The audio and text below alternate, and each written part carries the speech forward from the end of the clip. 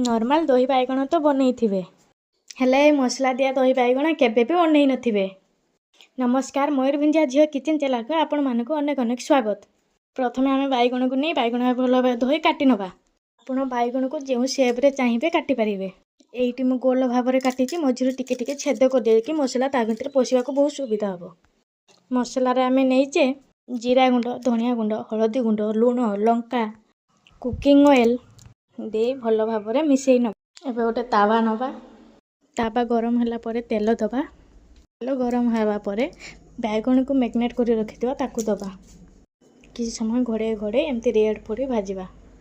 देखंतु कलरटा केते सुंदर भाव में आसीची, केते भल भी देखा जाउची।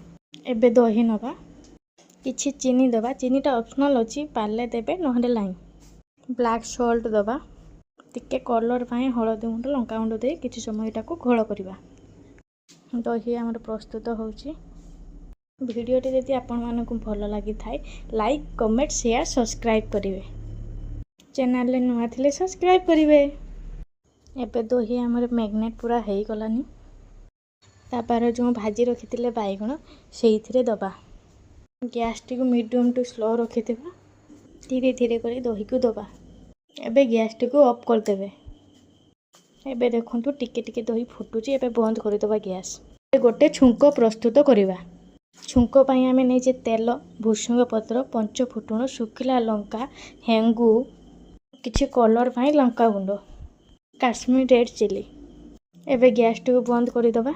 जो प्रस्तुत करतिले बाइगण दही ता ऊपर छुंकटी को पकेइबा। देखंतु रेडी हे गला हमर तावा दिया दही बाइगण छुंको। देखंतु देखिया पाई जेतिको डेलीशियस, खाइबा ताटू अधिक टेस्ट। आजि पाई रहिली। जय जगन्नाथ।